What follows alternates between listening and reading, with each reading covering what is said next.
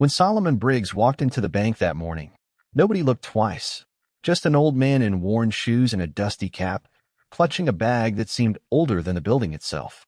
But the moment he said 5 simple words, "This land belongs to me," the lobby erupted in laughter. Tellers chuckled. The managers smirked. One employee even pulled out her phone, whispering, "You gotta see this." What none of them knew was that Solomon wasn't confused, and he wasn't wrong.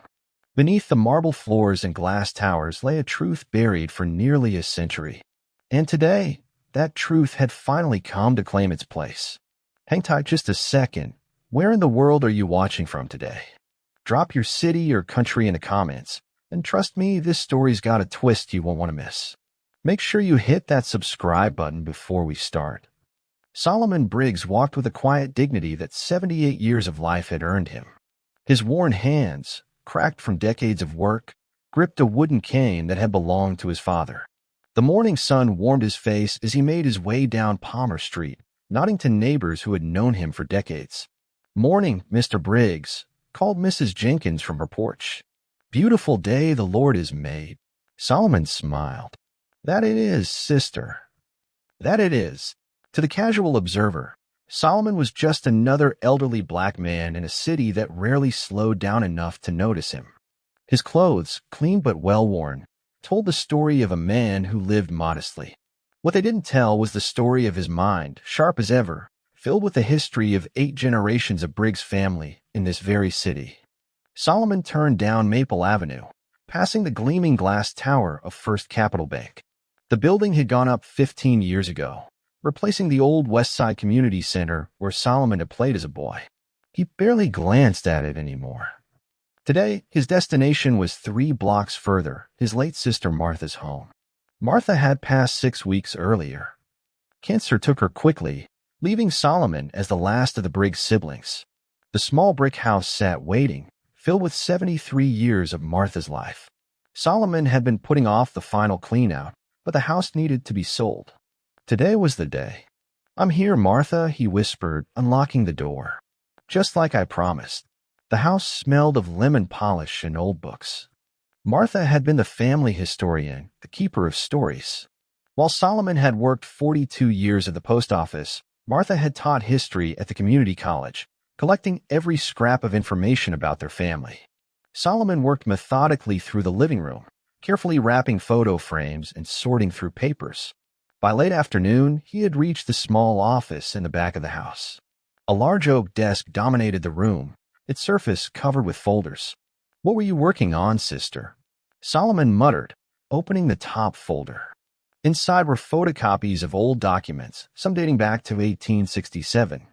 Solomon recognized the name at the top of one page, Isaiah Briggs, his great-great-grandfather. Born into slavery, Isaiah had been among the first freedmen to settle in the city after the Civil War.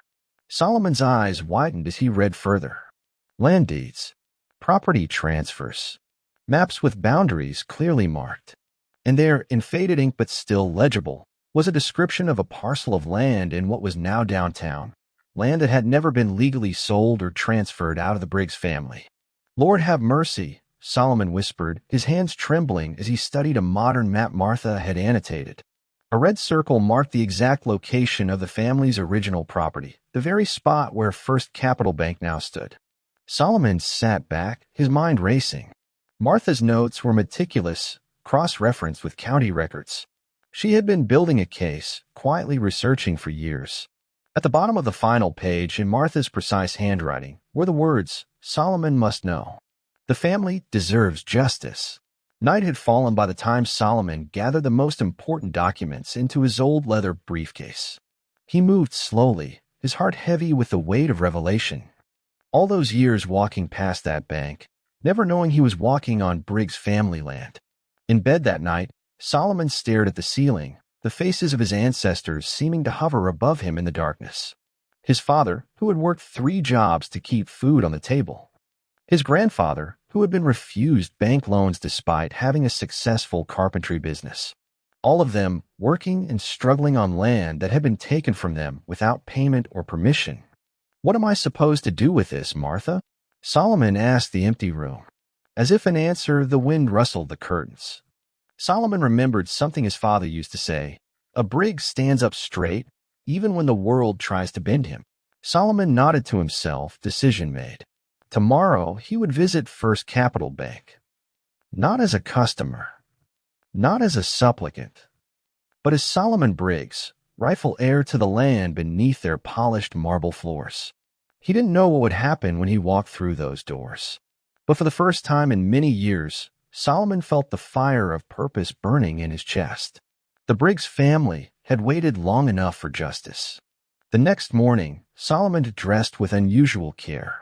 He polished his old leather shoes until they gleamed and pressed his best shirt, the white one with thin blue stripes that Martha had given him 3 Christmases ago. He transferred the most important documents to a newer folder and placed it inside his briefcase. The walk to First Capital Bank took 15 minutes. Each step felt significant, as if Solomon was walking not just for himself, but for generations of Briggs who had lived and died without seeing justice. First Capital Bank rose 20 stories into the sky, its glass exterior reflecting clouds and sunlight. The ground floor lobby stretched wide and tall, all marble and mahogany, designed to impress customers with the bank's stability and wealth. Solomon paused before the revolving door, taking a deep breath. "Lord, give me strength," he whispered, then stepped forward. The cool air inside felt sharp against his face. Security cameras tracked his movement as he made his way across the vast lobby. Several customers in business attire glanced at him, then away. Solomon was accustomed to being invisible to such people. Today, that would change. At the reception desk, a young woman with carefully styled hair and a tight smile looked up from her computer. Her name tag read, "Tanya Wilson, Customer Service Representative. Can I help you, sir?" Her voice carried the practiced politeness that never quite reached her eyes. "Yes, ma'am. I need to speak with a manager." Tanya's eyes flickered over Solomon's weathered face, his cane, his old suit. Her smile remained fixed. "Regarding what matter, sir?" Solomon stood straighter. "Regarding ownership of this property." "Ownership?"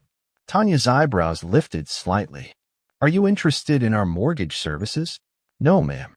I'm here about the land this bank is built on. It belongs to my family."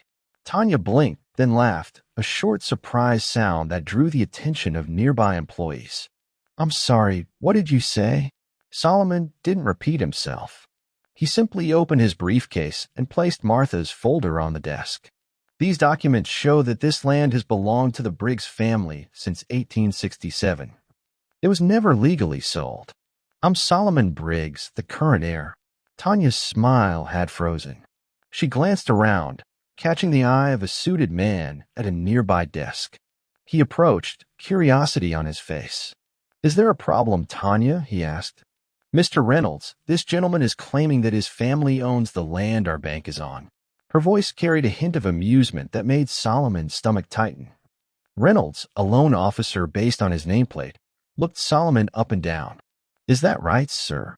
"Yes, it is." Solomon's voice remained calm and dignified. "I have documentation right here." Reynolds picked up the folder, flipping through it with barely a glance. The look he exchanged with Tanya was clear. This was the most entertaining thing to happen all week. "Sir, this bank has been here for 15 years. Before that, there was a community center. And before that, who knows? But I can assure you, First Capital Bank has proper title to this property." Reynolds handed the folder back without examining the documents closely. "That's not correct," Solomon insisted. "My great-great-grandfather." "Perhaps you should speak with Jessica Davis, our branch manager," Reynolds interrupted, already turning to catch the attention of a sharp-featured woman in a charcoal suit. As Davis approached, Reynolds leaned close to whisper something in her ear. She nodded, her expression shifting from professional concern to barely concealed exasperation. "Mr. Briggs, is it?" Davis extended her hand without warmth. "I understand you have some concerns about our property." By now, several bank employees had gathered at a respectable distance, watching the exchange. Solomon could hear whispers, see smirks hiding behind hands. "Not concerns, Ms. Davis. Facts." Solomon opened the folder again, pointing to a yellow document. "This land was granted to my ancestor, Isaiah Briggs, in 1867. There's no record of it ever being legally sold. Davis barely glanced at the paper. Sir, I assure you our bank has complete legal title to this property. These old papers might be family heirlooms, but they have no legal standing today. A teller nearby snickered. Someone whispered loud enough for Solomon to hear. Does he think we're just going to hand him the keys? Tanya had pulled out her phone, subtly pointing it towards Solomon. He realized with a sinking feeling that she was recording him. Ms. Davis, I'm not asking for anything unreasonable. I'm simply stating that my family has legal claim to this land, and I would like to discuss compensation for its use. The laughter that followed was like a physical blow, not just from Davis or Tanya, but from nearly everyone within earshot. It rolled through the lobby, bouncing off marble surfaces, surrounding Solomon like a cold wave. Sir, Davis said when the laughter subsided, I think you're confused. This property is owned by First Capital Bank. Period. Now, if you'd like to open an account, we'd be happy to help you. Otherwise, I'm going to have to ask you to leave. Solomon stood his ground, dignity intact despite the humiliation burning in his chest. I'll be back with more proof. This isn't right. Security, Davis called, glancing toward the uniformed guard near the entrance. As Solomon gathered his documents with trembling hands, he heard Tanya whisper to another employee, Can you believe this? Crazy old man thinks he owns a bank. The walk to the exit felt longer than the walk in. Solomon could feel eyes on his back, hear the lingering chuckles. Just before the door, he turned for one last look at the lobby, at the land his family had once owned. What he didn't see was Tanya, already posting the video to her social media account with a caption, This ragged old man just walked into our bank and said he owned it. Rolling on the floor laughing, #crazy customer stories, #banklife. The post would change everything, though not in the way Tanya expected. The video spread faster than autumn wildfire. By evening, it had racked up thousands of views. Solomon Briggs standing tall despite the laughter, his dignity a sharp contrast to the sneering faces around him. Tanya's caption painted him as delusional, a source of entertainment for viewers who had never heard of Isaiah Briggs or the land that had been stolen from him. Solomon didn't know about the video. He sat in his small apartment that night, spreading Martha's documents across his kitchen table, searching for something, anything that might make those bank people listen. His hand shook, not from age, but from the day's humiliation. He had never been laughed at like that, not even when he was a boy in the days of separate water fountains and backdoor service. Martha, I tried, he whispered. But they just laughed. Miles away, in a book-lined office at the City University, Dr. Marcus Washington scrolled through his social media feed. The 32-year-old historian paused on Tanya's video, his expression darkening as he watched. Unlike the thousands who had viewed it for entertainment, Marcus recognized something else entirely. Briggs, he muttered, sitting up straighter. Solomon Briggs. Marcus pulled a thick book from his shelf, his own published work on black land ownership during Reconstruction. He flipped to the index, finger running down the page until he found it. Briggs, Isaiah 1829 to 1902, land grant of 1867, page 143. The passage was brief but significant. Isaiah Briggs, a former slave, had received a land grant of 4 acres in what was then the outskirts of the growing city. The grant had been officially recorded, but like many black landowners of the era, subsequent generations had faced legal obstacles, discriminatory practices, and outright theft. Marcus grabbed his phone and replayed the video, studying Solomon's face. The resemblance to historical photographs of the Briggs family was unmistakable. My God, Marcus breathed. He's not crazy. He's right. The historian worked late into the night, pulling digital archives, property records, and historical maps. Every document pointed to the same conclusion. The land where First Capital Bank now stood had indeed been part of the original Briggs family grant. There was no record of a legal sale or transfer. Morning found Marcus driving to the address he'd found for Solomon Briggs. The modest apartment building stood in stark contrast to the gleaming bank tower downtown. Marcus knocked on the door of Unit 14B, straightening his tie nervously. When Solomon opened the door, confusion crossed his weathered face. Mr. Briggs? I'm Dr. Marcus Washington from the university. I specialize in black land ownership during Reconstruction. May I come in? I believe I can help you. Solomon's living room was small but immaculate. Photos of family members watched from the walls as Marcus explained how he'd seen the video and recognized the Briggs name from his research. They made a video? Solomon asked, the hurt evident in his voice. They put me on the internet to laugh at? Marcus nodded grimly. Yes, sir. But it might backfire on them. I've been researching your family's claim all night. Everything I've found supports what you told them. Hope flickered in Solomon's eyes. You believe me? The historical record believes you, Mr. Briggs. But we need more than just academic research. We need the original deeds and a clear chain of ownership documentation.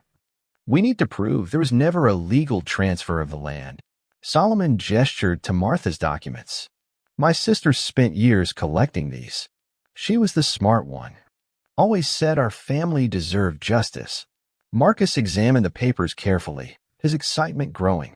These are extraordinary, Mr. Briggs. Your sister did incredible work. But there are still gaps we need to fill. How do we do that? County archives. Historical society records. I have access to databases most people don't. Together, we might be able to build an ironclad case. For the first time since Martha's funeral, Solomon felt a glimmer of hope. When do we start? We already have. Marcus pulled out his laptop. But there's something else you should know. That video? It's going viral, but not in the way they intended. People are asking questions, taking sides. Solomon looked troubled. I didn't want to be on display like this. I understand, sir. But sometimes exposure is the only way to get justice. That bank is going to fight this claim with everything they have. As if on cue, Solomon's phone rang. The caller ID showed an unfamiliar number. Hello, Mr. Briggs. The voice was coolly professional. This is Jessica Davis from First Capital Bank. I'm calling to discuss the situation from yesterday. Our legal team would like to meet with you. Solomon's eyes met Marcus's, who mouthed speakerphone. Solomon pressed the button. Ms. Davis, I have Dr. Marcus Washington with me, a historian who specializes in land ownership during Reconstruction. A pause. I see. Well, Mr. Briggs, we prefer to discuss this matter privately. Perhaps you could come to the bank this afternoon. Marcus shook his head vigorously. No, ma'am, Solomon replied. Any discussions will include Dr. Washington and will take place at a neutral location. Another pause, longer this time. Very well. Our attorneys will be in touch to arrange a meeting. In the meantime, Mr. Briggs, we request that you refrain from making any public statements about this matter. After Davis hung up, Marcus smiled grimly. They're worried. That video is causing more trouble than they expected. People are starting to ask why a major bank is dismissing an elderly black man's claim without investigation. Solomon sighed heavily. I never wanted trouble. I just wanted what's right. What's right often comes with trouble, Mr. Briggs. Marcus began organizing the documents. But you're not facing it alone anymore. As they worked through Martha's research, Solomon felt his sister's presence in the room, guiding them through the pages she had so carefully preserved. For the first time, he allowed himself to believe that perhaps, just perhaps, the laughter in that marble lobby wouldn't be the end of his story. What neither man knew was that First Capital Bank was already assembling a crisis management team, and Jessica Davis was getting an earful from regional executives about the PR nightmare brewing in her branch. The battle for Isaiah Briggs's land had begun. The video of Solomon continued to spread, taking on a life of its own beyond Tanya Wilson's intentions. What had begun as mockery was transforming into something else entirely. Comment sections filled with questions, then support, then outrage. Hashtag Justice for Solomon started trending locally. Inside First Capital Bank, the atmosphere had shifted dramatically. Jessica Davis paced her office, phone pressed her ear as she listened to William Chambers, the executive vice president for regional operations. This is a containment situation, Jessica, Chambers said, his voice clipped. Get the PR team to craft a statement about our commitment to community heritage. Say we're looking into the matter, but express confidence in our legal standing. What about the actual claim? Davis asked. Should we have legal review the documents he brought in? We already know what they'll find. These cases pop up occasionally. Some old deed, some forgotten claim. They never hold up in court. Time erases these things. But the social media response will die down like they always do, Chambers interrupted. People will move on to the next outrage by next week. Just keep that old man from becoming a sympathetic figure. No more videos. No security escorting him out. Kill this with corporate politeness. After hanging up, Davis summoned Tanya to her office. The young woman entered nervously, already sensing she was in trouble. Delete that video immediately, Davis ordered without preamble. I already tried, Tanya admitted.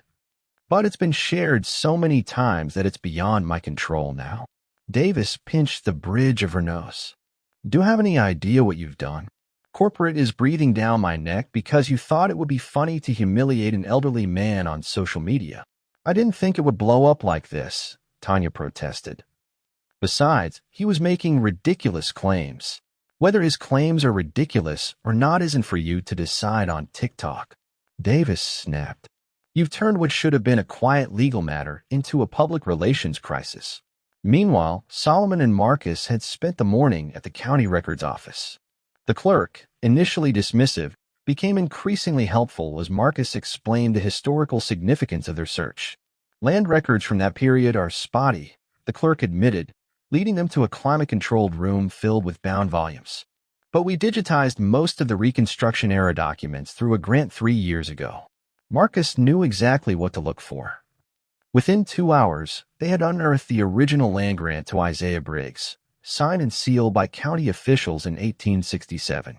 More importantly, they found property tax records showing the Briggs family had paid taxes on the land continuously until 1923. What happened in 1923?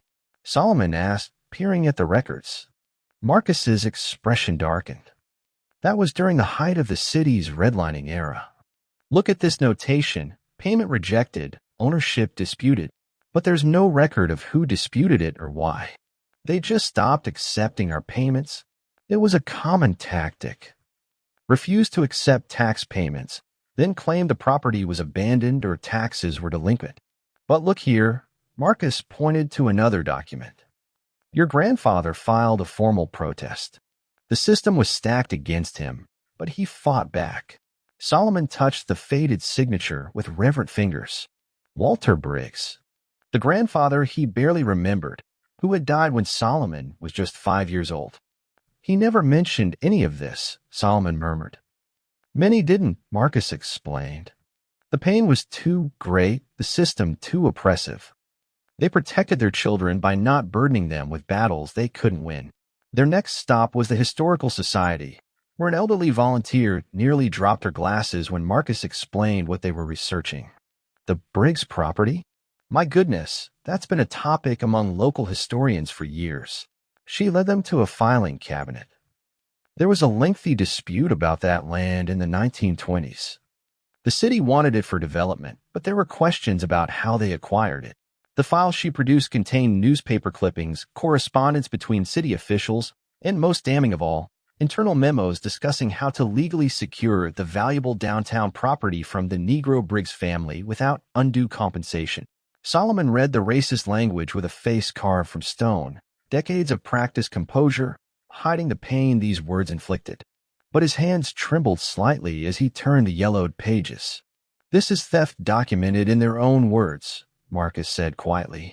As they gathered copies of the most critical documents, Solomon's phone rang again. This time, it was a lawyer representing First Capital Bank, requesting a meeting the following morning. They're getting nervous, Marcus observed after Solomon ended the call. They've realized this isn't going away. Outside the Historical Society, a local news van was parked at the curb. A reporter approached as soon as they exited the building. Mr. Briggs? I'm Alicia Fernandez from Channel 6 News. We'd like to ask you about your claim regarding First Capital Bank. Solomon hesitated, but Marcus stepped forward. Mr. Briggs is pursuing a legitimate legal claim based on historical documentation. We're still gathering evidence and can't comment further at this time. The reporter persisted. Sir, the video of bank employees laughing at you has gone viral. How did that make you feel? Solomon straightened his shoulders. It felt familiar. Black folks have been laughed at for telling the truth for generations. But truth doesn't care who's laughing. Back at the bank, Jessica Davis watched the brief news clip with growing alarm. Solomon came across not as a confused old man, but as a dignified elder pursuing justice. Worse, the historian beside him lent credibility to the claim. She immediately called William Chambers. The situation is escalating. Briggs has a historian from the university helping him research his claim, and they just gave a statement to Channel 6. Chambers' response was immediate. Find out everything you can about this historian, and get our legal team to pull the bank's title documents for review. I'm flying in tomorrow. That evening, Solomon sat in his apartment, surrounded by the growing pile of evidence. His phone had been ringing all afternoon, distant relatives who had seen the news, community advocates offering support, even a few lawyers proposing to represent him. It's happening so fast, Martha, he said to his sister's photograph. I'm not sure I'm ready for all this attention. Marcus, still working through documents at the kitchen table, looked up. It's not too late to pull back, Mr. Briggs. We could pursue this more quietly, through legal channels only. Solomon considered this, then shook his head. No. My father used to say that injustice thrives in silence. Maybe all this noise is exactly what's needed. As night fell, Solomon stood at his window, looking in the direction of downtown, where the bank's upper floors would be lit against the darkness. For generations, his family had lived in the shadow of stolen legacy. Tomorrow, he would walk into that bank again, not as a curiosity or a nuisance, but as Solomon Briggs, rightful heir to land that had never been sold. This time, no one would be laughing. William Chambers arrived at First Capital Bank before dawn, his tailored suit unwrinkled despite the red-eye flight. At 57, Chambers had handled dozens of PR crises for the bank. His silver hair and commanding presence were designed to project authority and calm in the face of trouble. Jessica Davis waited in her office, a folder of documents on her desk. She had slept poorly, haunted by the image of Solomon Briggs standing tall amid the laughter in her lobby. What do we know? Chambers asked without preamble, settling into a chair across from her.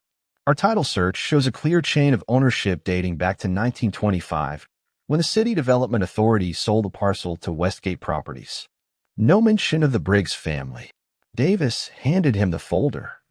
But the historian working with Briggs, Dr. Marcus Washington, is problematic. He's published extensively on black land ownership during Reconstruction. His work has been cited in several successful land restoration cases in Georgia and Mississippi. Chambers frowned. What about before 1925? Any gaps? The Records Office says older documents are inconclusive.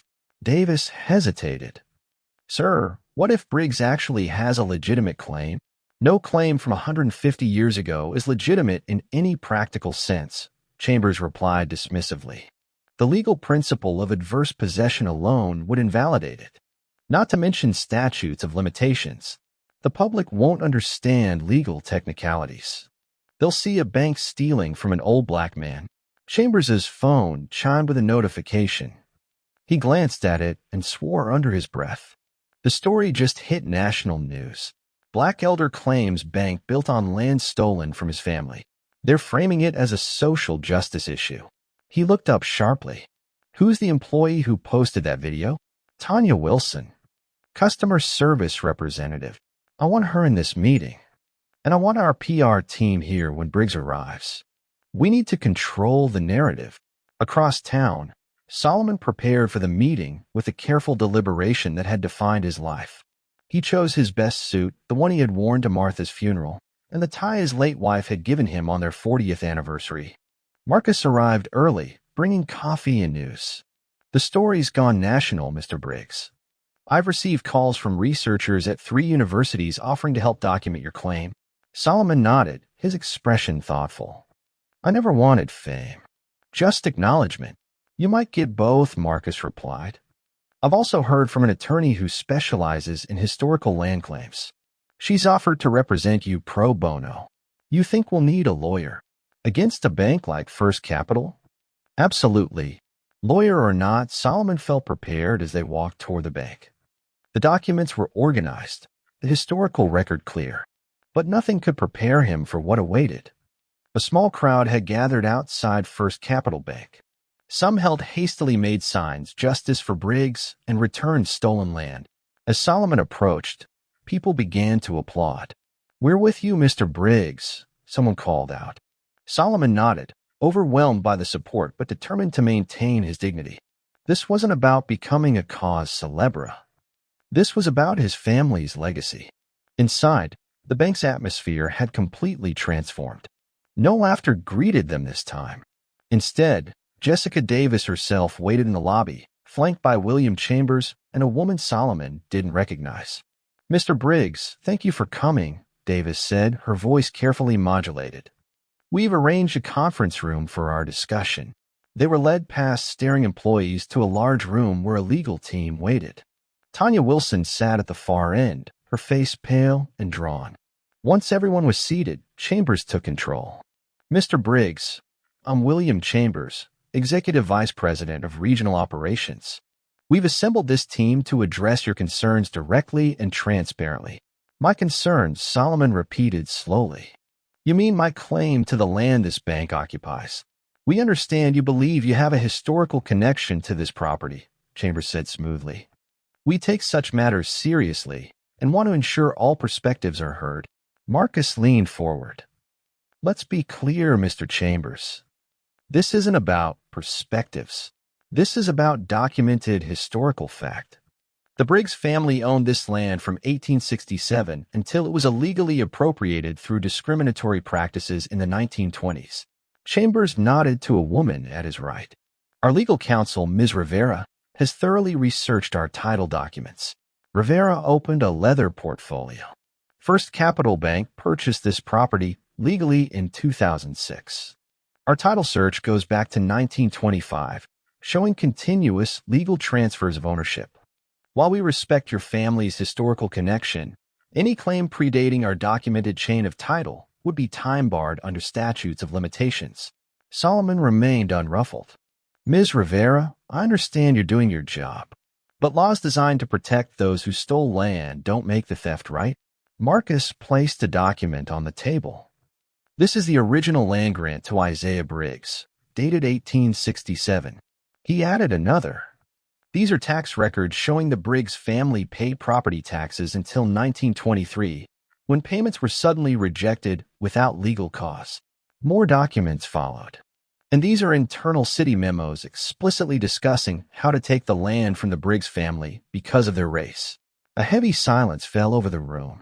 The bank's legal team exchanged glances, clearly surprised by the extent of the documentation.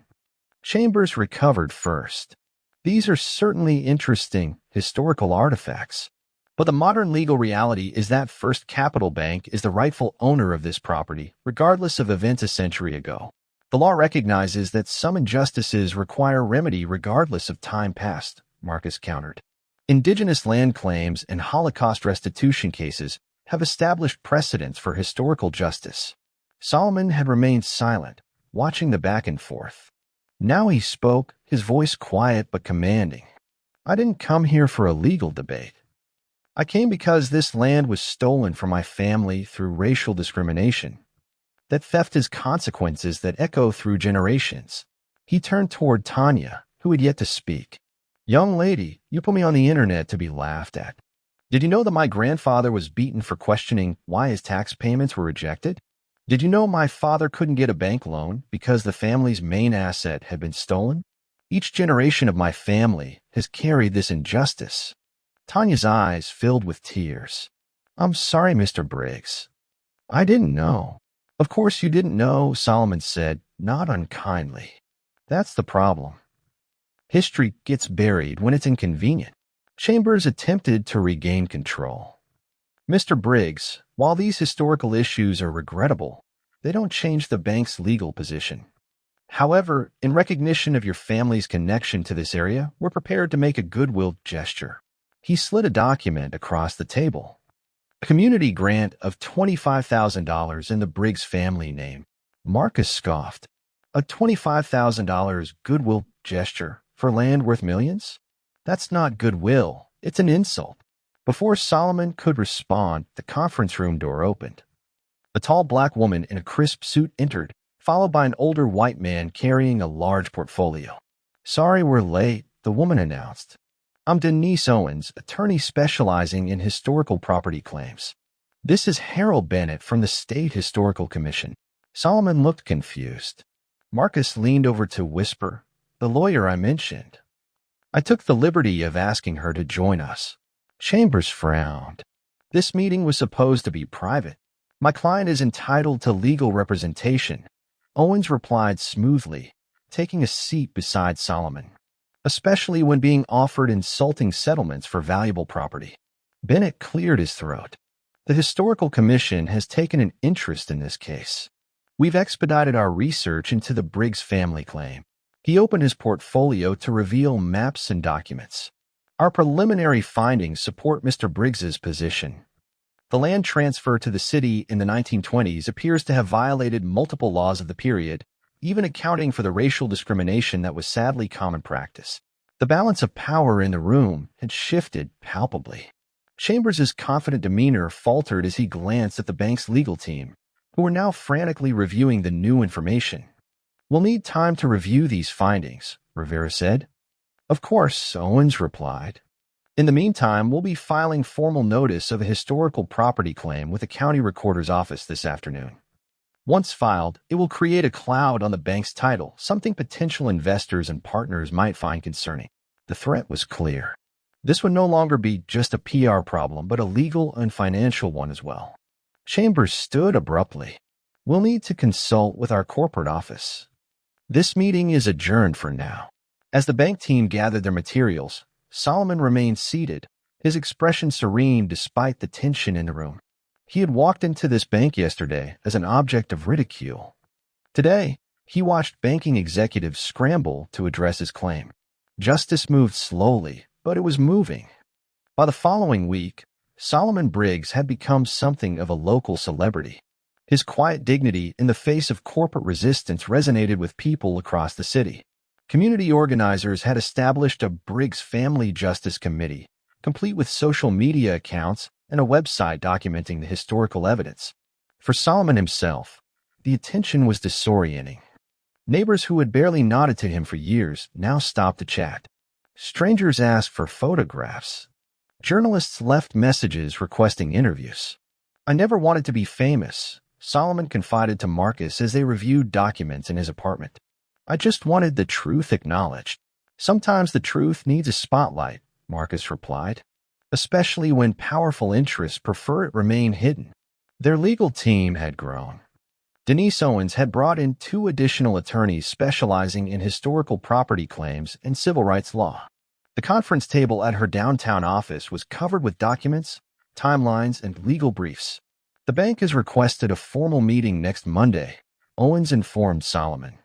"Their tone has changed considerably. They're calling it a resolution discussion rather than a dismissal of your claim." Solomon nodded. What changed their minds? 3 things. Owens counted on her fingers. First, the historical evidence is overwhelming. Harold Bennett's team at the Historical Commission has authenticated everything, from the original land grant to the discriminatory practices that stole it from your family. Second, she continued, the public relations aspect. The story has resonated far beyond local news. National civil rights organizations are watching. Celebrities have tweeted about it. And third, Solomon asked, "Money." Owens was blunt. "We filed that notice of historical claim with the county recorder. It creates uncertainty about the bank's title, which makes investors nervous. Their stock price has dropped 7%. Corporate headquarters is demanding resolution." Solomon sighed heavily. "All my life, I've been told to accept things as they are. My father said fighting the system would only bring pain. Maybe he was protecting me from disappointment. Or maybe the system has changed enough that justice is finally possible," Marcus suggested. At First Capital Bank, the atmosphere had transformed from dismissive to tense. William Chambers had taken over Jessica Davis's office, turning it into a crisis management center. Davis herself had been sidelined, a convenient scapegoat for the bank's initial mishandling of the situation. Tanya Wilson had requested a transfer to another branch but was denied. Instead, she found herself assigned to the team tasked with researching the bank's community relations history. We need to understand how this situation fits into our broader community engagement narrative, explained the PR consultant brought in from corporate headquarters. Ms. Wilson, your unique perspective might be valuable. Tanya understood what wasn't being said. Her viral video had created this nightmare, and now she was expected to help fix it. The irony wasn't lost on her.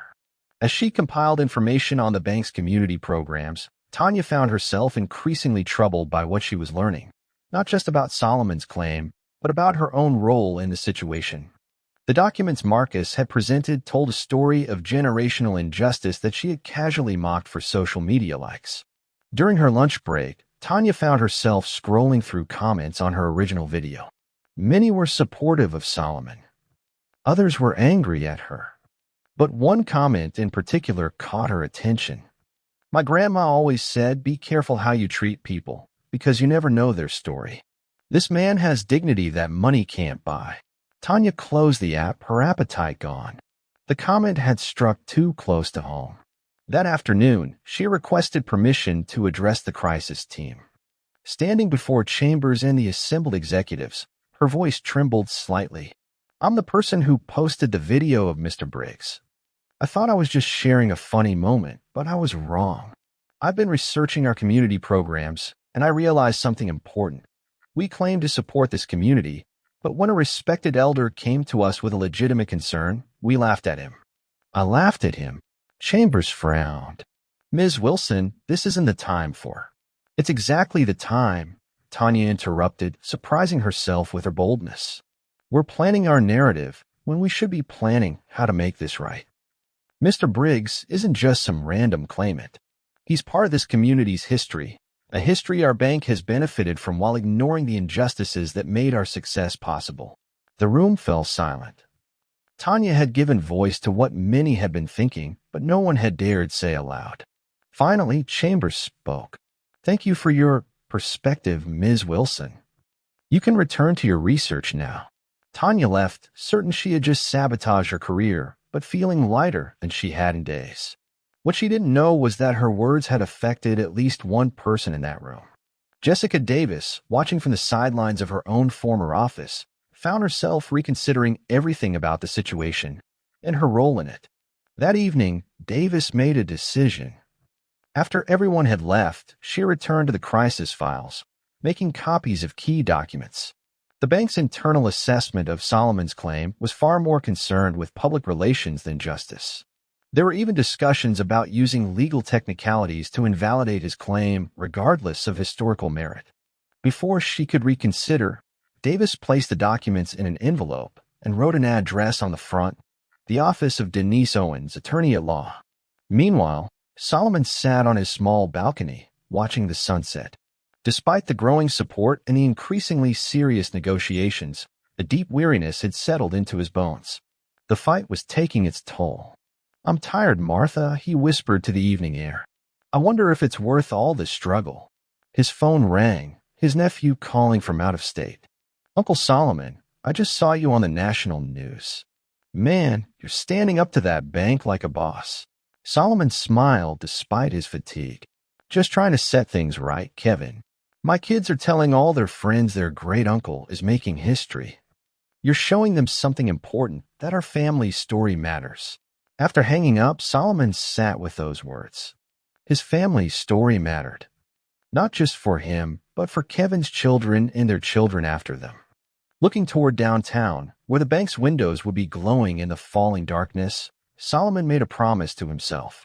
Regardless of how this ended, he would ensure the Briggs family story would never again be forgotten or laughed at. The land might have been stolen, but the truth, now that it had been unearthed, could never be buried again. The envelope Jessica Davis had sent arrived at Denise Owens's office early the next morning. The attorney's eyebrows rose progressively higher as she reviewed the contents. Internal memos showing the bank had already privately concluded Solomon's claim had historical merit, despite their public position. More damning were draft strategies for extending legal proceedings until Solomon, at his advanced age, might be less capable of maintaining the fight or might accept a token settlement out of fatigue. They're counting on time being on their side, Denise told Solomon and Marcus when they arrived for their scheduled meeting. These documents show they're more concerned with minimizing financial impact than addressing historical wrongs. Who sent these? Solomon asked, examining the papers with a deepening frown. The envelope had no return address, Denise replied. But it came from someone inside the bank, someone with access to their strategy sessions. Marcus leaned forward. This changes our approach. We need to accelerate this process before they can implement these delayed tactics. Denise nodded. I agree. And these documents give us leverage. They prove the bank is acting in bad faith. Solomon sat quietly, absorbing this new information. Finally, he looked up. What do you suggest? A more public strategy, Denise said. It's time to tell your story comprehensively, not just the land claim, but your family's entire journey. The Historical Commission is willing to host a special exhibition. We should accept an exhibition about my family. Solomon seemed overwhelmed by the idea. About the Briggs family legacy and how it intersects with the city's history of racial injustice, Marcus explained. Your family's story is important beyond this land claim. It represents hundreds of similar stories that never got their day in court. The Historical Commission moved with unprecedented speed. Within days, they had assembled a compelling exhibition featuring photographs, documents, and timelines chronicling the Briggs family's history alongside the city's development. Isaiah Briggs's face, dignified in a faded sepia photograph, greeted visitors at the entrance. His land grant, protected in a glass case, served as the centerpiece. Maps showed how the vibrant Black community he helped establish had been gradually displaced through redlining, urban renewal, and discriminatory practices. The final display brought the story full circle. A large screen showing the viral video of Solomon being laughed at in the bank, juxtaposed with historical documents proving his claim. On opening night, the exhibition drew hundreds of visitors, including local officials, community leaders, and media. Solomon, dressed in his best suit, stood at the center of attention, uncomfortable but determined.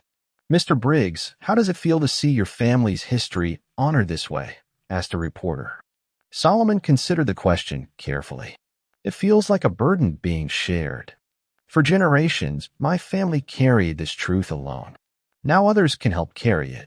Across town, William Chambers watched news coverage of the exhibition with growing alarm.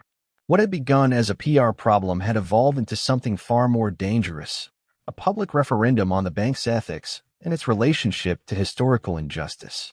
Who leaked those documents? He demanded, pacing his hotel room. The crisis team exchanged nervous glances but offered no answers.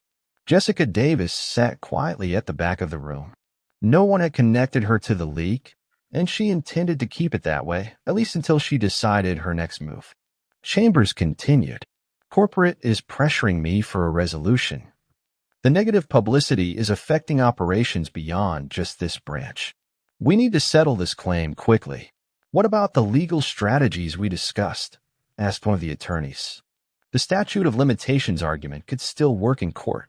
The court of public opinion has already ruled against us, Chambers replied grimly. We need to reframe this entirely. Instead of fighting the claim, we need to embrace it. Turn this into a story about reconciliation and corporate responsibility. Davis spoke up. So you're suggesting we acknowledge the claim is valid? I'm suggesting we find a way to resolve this that allows everyone to save face, Chambers corrected. The bank admits no wrongdoing but recognizes the historical significance of the Briggs family connection to this property. The cynicism of this approach wasn't lost on anyone in the room. They would attempt to co-opt Solomon's story, transforming their forced concession into a marketing opportunity. Meanwhile, Solomon's health began to show signs of strain. The constant meetings, interviews, and emotional demands had taken their toll. After a particularly long day at the historical exhibition, he collapsed briefly at home. Marcus insisted on taking him to the emergency room despite Solomon's protests. It's just fatigue, Solomon insisted as nurses checked the vital signs. Let the doctors decide that, Marcus replied, concern evident in his voice. The diagnosis was exhaustion complicated by elevated blood pressure. The doctor prescribed rest and stress reduction, two things in short supply in Solomon's life at the moment. This fight is important, the doctor said, reviewing Solomon's chart, but not at the expense of your health. News of Solomon's hospital visit leaked to the media, creating a new wave of public sympathy. Outside First Capital Bank, protesters gathered with signs demanding justice for the Briggs family. Inside the bank, Tanya Wilson watched the protest from the window, her thoughts conflicted. She had been the first to mock Solomon, yet now found herself increasingly sympathetic to his cause. The community research she had been assigned had opened her eyes to the bank's checkered history with minority communities. That afternoon, she requested a meeting with Jessica Davis. "Ms. Davis, I need to tell you something," Tanya said once they were alone. "I'm the one who posted that video, but now I feel horrible about it. I've been thinking about my own grandmother, who worked cleaning houses her whole life because her family lost everything in a banking scandal in the 1930s. Davis studied the younger woman. "Why are you telling me this?" "Because I want to make it right somehow. Not just for my career, but because it's the right thing to do." Davis was silent for a long moment. "Sometimes doing the right thing has consequences, Tanya. Are you prepared for that?" Tanya nodded. "I think I am." "Good," Davis said, "because I have a proposition for you." The next morning, as William Chambers prepared for a conference call with corporate headquarters, he was blindsided by breaking news. Tanya Wilson had given an exclusive interview to a national news program, describing how the bank had initially mocked Solomon's claim and was now strategizing to minimize compensation while publicly claiming to support reconciliation. More shocking still, Jessica Davis appeared alongside her, confirming the account and revealing her role in leaking the documents to Solomon's legal team. "As banking professionals, we have a responsibility to the communities we serve," Davis said on camera. "This isn't just about a land claim. It's about acknowledging historical wrongs and making meaningful amends." The corporate conference call was canceled. Instead, Chambers received a direct call from the CEO himself. "Fix this," the CEO ordered. "Whatever it takes." The board is meeting this afternoon to discuss the situation. By evening, the bank's strategy had completely changed. No more delays. No more minimizing. Solomon Briggs would receive full acknowledgement of his claim, settlement commensurate with the land's value. What no one yet knew, not even his closest advisors, was that Solomon had already decided what he would do with that settlement. The money itself had never been his primary motivation. Justice, acknowledgement, and legacy were what mattered most. And Solomon Briggs had plans for all three. 3 weeks later, Solomon Briggs stood once again in the lobby of First Capital Bank. This time, there was no laughter, no dismissal, no security guards watching his movements. Instead, the bank's board chairman, the CEO, and William Chambers waited to greet him with a deference due to a man who had brought a financial giant to its knees through sheer moral authority. Behind Solomon stood his team, Marcus Washington, whose historical expertise had validated the claim, Denise Owens, whose legal strategy had forced the bank to the negotiating table, and a dozen family members who had flown in from across the country to witness this moment. News cameras rolled as Solomon, leaning on his cane but standing tall, approached the table where the settlement documents waited. "Mr. Briggs," the CEO began, "on behalf of First Capital Bank, I want to express our sincere acknowledgement of your family's historical connection to this property. While we cannot change the past, we can work toward a more just future." The settlement was unprecedented. $20 million in compensation for the land's current value. A formal acknowledgement of the Briggs family's original ownership. A plaque in the lobby documenting this history. And perhaps most significant, the establishment of a $10 million fund for researching and addressing similar historical property claims throughout the region. As Solomon prepared to sign the documents, a reporter called out, "Mr. Briggs, how does it feel to finally receive justice after all these years?" Solomon looked up, his expression contemplative. "Justice is a big word. What happened here today doesn't erase a century of wrong. It doesn't give back what my grandfather lost when they beat him for demanding his rights. It doesn't restore the opportunities denied to my father, who might have been a business owner instead of working 3 jobs to feed his family." The room fell silent as Solomon continued. "But it does acknowledge truth. And sometimes, truth is where justice begins. With a steady hand, Solomon signed the documents. Applause erupted from his supporters. Cameras flashed. The CEO extended his hand for the ceremonial handshake that would appear in tomorrow's newspapers. In that moment of triumph, Solomon looked past the executives to the far corner of the lobby. There stood Tanya Wilson and Jessica Davis, both reassigned to other branches but invited back for the ceremony by Solomon himself. He nodded slightly to them, an acknowledgement of their role in this outcome.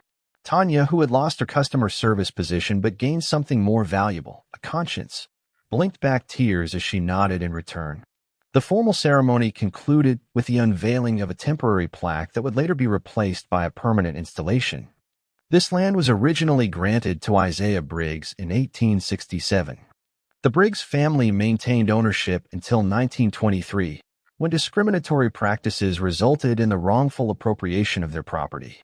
In 2023, First Capital Bank acknowledged this historical injustice and reached a settlement with Solomon Briggs, great-great-grandson of Isaiah Briggs. May this acknowledgement serve as a step toward healing and justice. Outside the bank, reporters clamored for statements. Marcus served as buffer, allowing Solomon a moment to catch his breath in a quiet office. "Are you all right, Mr. Briggs?" Marcus asked, concern evident in his voice. Solomon nodded. "Just taking it all in. My sister would have been proud to see this day." "The whole city is talking about what you've accomplished," Marcus said. "You've created a precedent that can help countless families with similar claims." "That's good," Solomon replied. "But I'm not finished yet." Marcus raised an eyebrow. "What do you mean? This settlement isn't the end of our story. It's just the beginning of what comes next."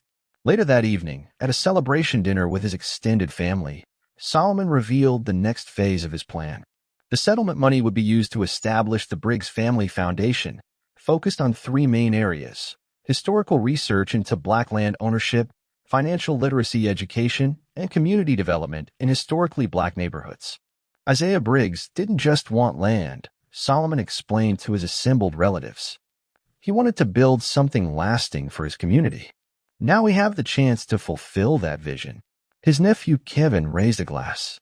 To Isaiah Briggs, who planted the seed, and to Uncle Solomon, who harvested justice. As glasses clinked around the table, Solomon felt a profound sense of completion. For the first time in generations, the Briggs family was looking forward, not back. The wound that had festered for a century was finally beginning to heal. Across town, William Chambers packed his belongings. The bank's board had decided a leadership change was necessary at the regional level. His handling of the Briggs claim, from initial dismissal to the PR nightmare that followed, had cost the bank millions more than a prompt acknowledgement would have. As he placed his awards and photographs into a box, Jessica Davis appeared in his doorway. "I heard about your reassignment," she said. "I'm sorry it ended this way." Chambers laughed bitterly. "Are you? You helped engineer this outcome." "I chose truth over corporate loyalty," Davis replied. "There's a difference. And where has that choice led you?" Reassigned to a suburban branch, career trajectory flattened. Davis smiled slightly. "Actually, I've accepted a position with a new Briggs Family Foundation. They need someone who understands banking from the inside to help develop their financial literacy programs." Before Chambers could respond, she placed an envelope on his desk. "An invitation to the foundation's launch next month. Mr. Briggs insisted you be included. He said something about how transformation requires everyone at the table." After she left, Chambers opened the envelope. Inside was a formal invitation and a handwritten note from Solomon Briggs. "The past cannot be changed, but the future is still unwritten. I hope you'll be part of writing a better one." Chambers stared at the note for a long time, something shifting in his understanding of what had transpired these past weeks. He had approached the Briggs claim as a problem to be managed. Solomon had seen it as a truth to be acknowledged and a wrong to be made right. The difference between those approaches had cost one man his career trajectory and elevated another to his rightful place in history. As night fell over the city, Solomon Briggs stood at his apartment window, looking toward downtown where First Capital Bank's lights glowed against the darkness. For the first time since Martha's death, he felt a sense of peace. "We did it, Martha," he whispered. "Isaiah's land is acknowledged as ours again. Not to keep, but to use for something greater. Tomorrow would bring new challenges, foundation bylaws to establish, programs to develop, a legacy to build. But tonight, Solomon allowed himself to simply exist in this moment of vindication. The ragged old man who walked into a bank and was laughed at had transformed not just his own future, but potentially the futures of countless others. Not through anger or vengeance, but through quiet dignity and an unwavering commitment to truth. Sometimes, justice arrives not with a shout, but with a whisper that grows until it can no longer be ignored. 3 months after the settlement, the building adjacent to First Capital Bank underwent a remarkable transformation. What had once been a vacant retail space now featured a gleaming sign, the Briggs Center for Financial Education and Cultural Heritage. Inside, workers installed exhibits chronicling Black economic history in the region, computer stations for financial literacy training, and classrooms for community workshops. A life-size portrait of Isaiah Briggs, commissioned from a local Black artist, dominated the entrance hall. Solomon oversaw every detail, often spending more hours at the center than his doctors recommended. This project had become his mission, a way to transform personal vindication into community empowerment. "Mr. Briggs, we need your input on the youth program curriculum," called Jessica Davis, who had become the center's executive director. Her banking experience, combined with her demonstrated ethical backbone, had made her Solomon's first choice to lead the organization. "Let's focus on practical knowledge first," Solomon replied, reviewing the materials. "Savings, credit building, homeownership pathways. Too many of our young people get trapped in debt because no one taught them financial basics." Davis nodded. "We've partnered with 3 local credit unions to offer starter accounts for program participants. No minimum balances, no predatory fees."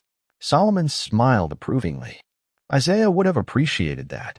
He always said a community needs its own mechanisms for building wealth. The center's grand opening was scheduled for the following weekend, but before that, Solomon had arranged something special, a mandatory training session for all First Capital Bank employees. This requirement had been a non-negotiable part of the settlement agreement. Every employee, from executives to tellers, would participate in a day-long workshop on the history of discriminatory banking practices and their modern-day echoes.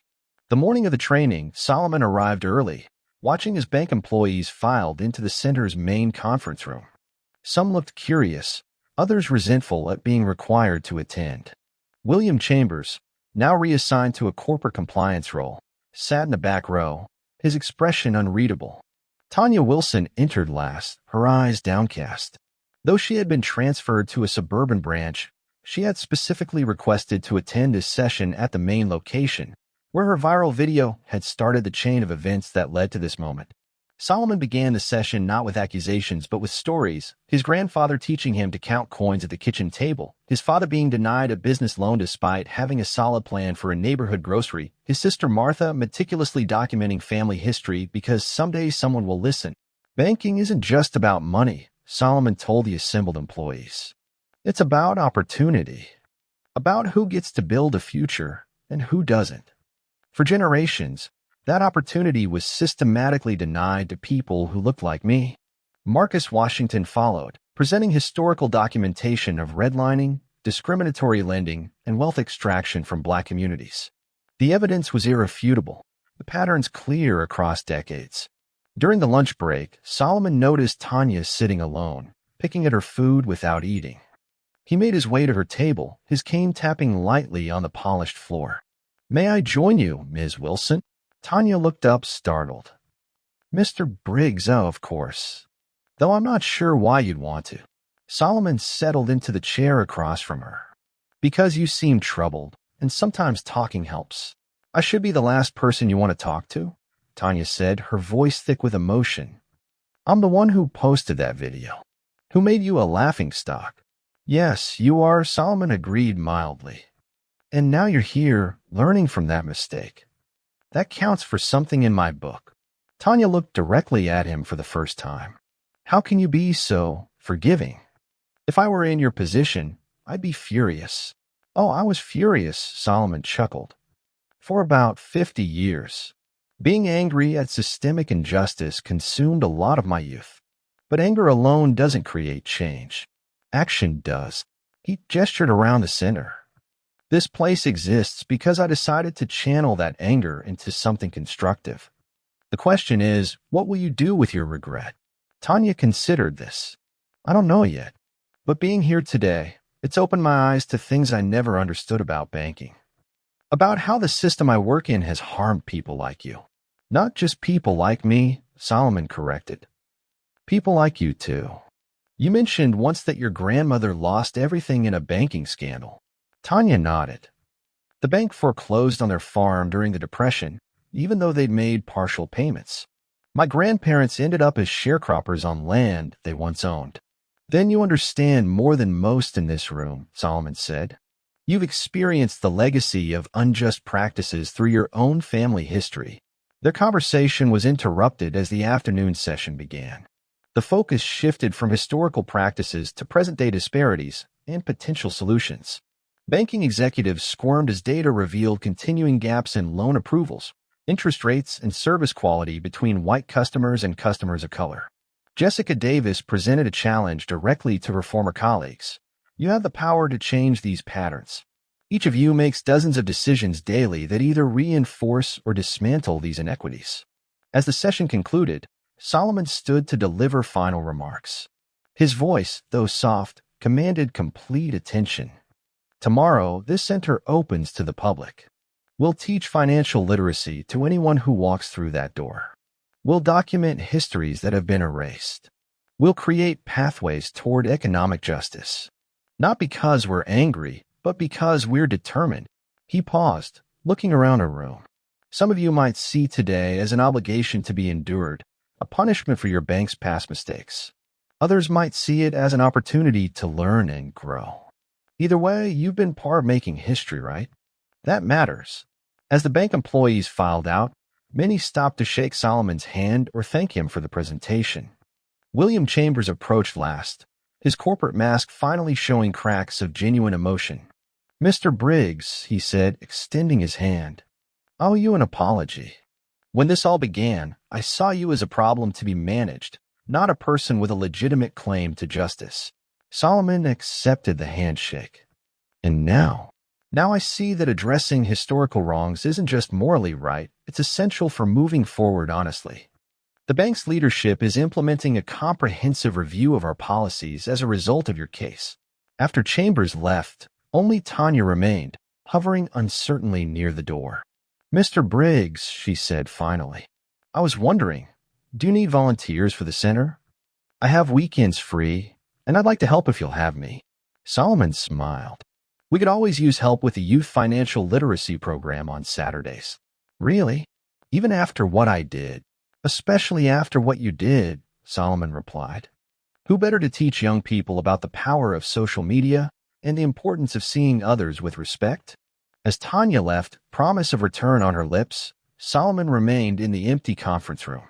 Through the window, he could see First Capital Bank, still standing on Briggs' family land, but now with a plaque acknowledging that truth. Tomorrow, the center would welcome its first community members.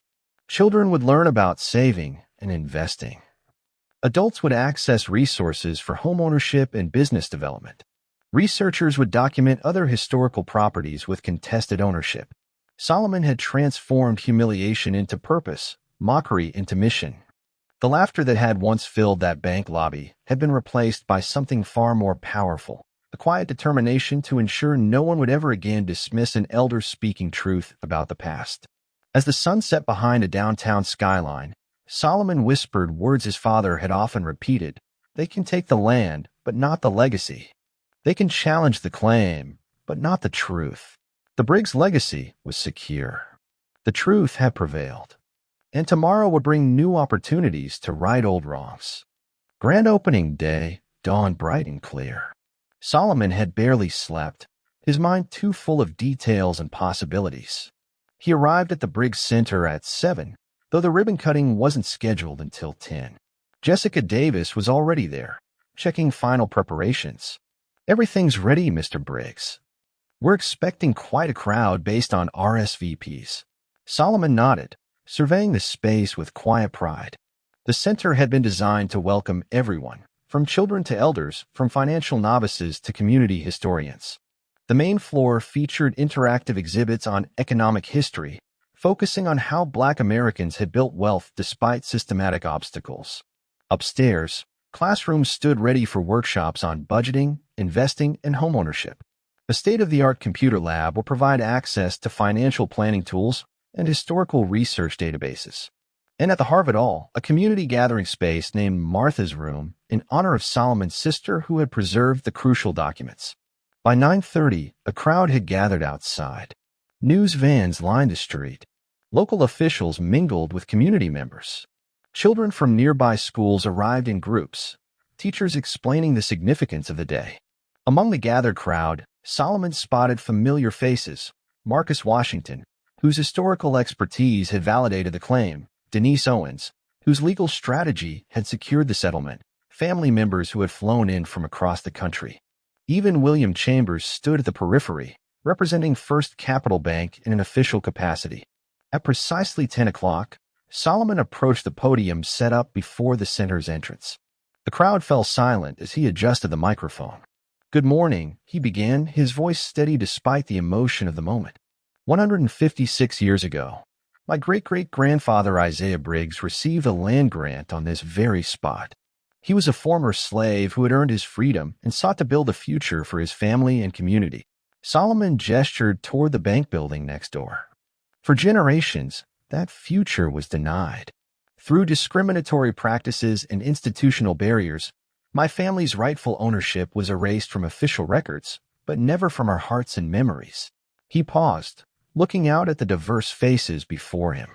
Today, we reclaim not just a piece of history, but a piece of future. This center stands as testament to a simple truth: justice delayed need not be justice denied. What was taken from one generation can fuel opportunity for another. The ribbon cutting drew enthusiastic applause. As visitors began touring the facility, Solomon took a moment to stand back and observe. Children gravitated to the interactive displays. Seniors studied the historical photographs, occasionally pointing out faces they recognized. Young adults gathered information about first-time homebuyer programs. In one corner, Tanya Wilson had set up a registration table for the Youth Financial Literacy Program. She worked with quiet efficiency, her previous embarrassment transformed into purposeful action. A young Black mother approached her, filling out a registration form for her teenage son. "This program sounds amazing. He's already talking about wanting to start a business someday, but we don't have anyone in the family who can guide him. Mr. Briggs designed this program specifically for young entrepreneurs," Tanya explained. "They'll learn everything from basic budgeting to business plan development. We even have local business owners coming in as mentors." The woman completed the form, then hesitated. "Have we met before? You look familiar." Tanya flushed slightly. "I work at Riverdale branch of First Capital Bank. You might have seen me there." "That's it." The woman smiled. "You helped me set up my account last month." "I'm Amanda Jenkins." Tanya nodded, remembering the single mother who had carefully deposited her tax refund, asking detailed questions about avoiding fees and building savings. "It's good to see you again, Ms. Jenkins," Tanya said. "Your son will be in good hands here." As Amanda moved on to explore the center, Tanya realized something profound had shifted in her perception. 3 months ago, she had seen customers like Amanda Jenkins as transactions to process, some worth more attention than others based on the balances in their accounts. Now she saw the humanity behind each financial decision, the generations of history that influenced who had access to what resources. The viral video she had posted, intended to mock an old man's seemingly outlandish claim, had inadvertently launched her own education in economic justice. By mid-afternoon, Solomon needed a break from the crowds and cameras. He retreated to Martha's room, settling into a comfortable chair beneath his sister's portrait. "You'd love this, Martha," he murmured. "All these people learning, connecting." A soft knock interrupted his solitude. Tanya stood in the doorway, hesitant to disturb him. "Mr. Briggs? There's someone who specifically asked to speak with you." She stepped aside to reveal Amanda Jenkins. "Ms. Jenkins," Solomon greeted her warmly. "Is your son enjoying the center?" Very much, Amanda replied. But I wanted to speak with you privately. She glanced at Tanya. Both of you, actually. At Solomon's nod, Tanya closed the door, and Amanda took a seat. I saw the video, she began directly. The one of you in the bank, Mr. Briggs. I watched those people laugh at you, and it broke my heart because I've been in similar situations, not taken seriously because of how I look or what I wear. Solomon nodded, understanding. Amanda turned to Tanya. When I recognized you from the bank, I was shocked. You're the one who posted that video, aren't you? Tanya swallowed hard. Yes, I am. And I'm deeply sorry for it. Amanda studied her for a long moment. Yet here you are volunteering at Mr. Briggs's center. That says something important about growth. She turned back to Solomon. What you've created here isn't just about financial education, is it? It's about dignity. About being seen and respected regardless of appearance or circumstance. That's exactly right, Solomon agreed. Isaiah Briggs didn't just want land. He wanted recognition of his full humanity and potential. That's what I want for my son, Amanda said. Not just financial skills, but the confidence to walk into any institution and expect to be treated with respect. When Amanda left, Solomon and Tanya sat in thoughtful silence. She's right, Tanya finally said. About everything. Solomon nodded. The most valuable currency isn't money, it's dignity. Some people spend their whole lives rich in one and poor in the other. As evening approached, the crowd thinned. Staff and volunteers began closing up for the day. Solomon made his way slowly toward the exit, pausing to thank each person who had helped make the center a reality. Outside, the setting sun cast long shadows across the street. Solomon stood for a moment, looking between the center and the bank next door. Two buildings on the same plot of land, one representing the historical injustice, the other the path toward reconciliation. He began his walk home, his cane tapping a steady rhythm on the sidewalk. As he passed the bank's main entrance, a group of employees was leaving for the day. They paused when they saw him, uncertain how to respond to the man whose claim had appended their corporate narrative. Then one stepped forward, a young teller who had laughed the loudest when Solomon first stated his claim. Mr. Briggs, he said, extending his hand. Thank you for today's program. I learned a lot. You're welcome, young man, Solomon replied, accepting the handshake. I hope you'll visit the center again. I will, the teller promised. And I'm sorry for how he treated you that day. Solomon nodded acknowledgement. Growing is more important than apologizing. Do that, and we're square. As he continued his walk home, Solomon felt a profound sense of completion. The circle that had begun with Isaiah Briggs's land grant had closed, not with bitterness or vengeance, but with education and opportunity. Tomorrow, children would learn financial literacy in classrooms built on land their ancestors might have been forbidden to enter. Researchers would document other historical injustices that needed addressing.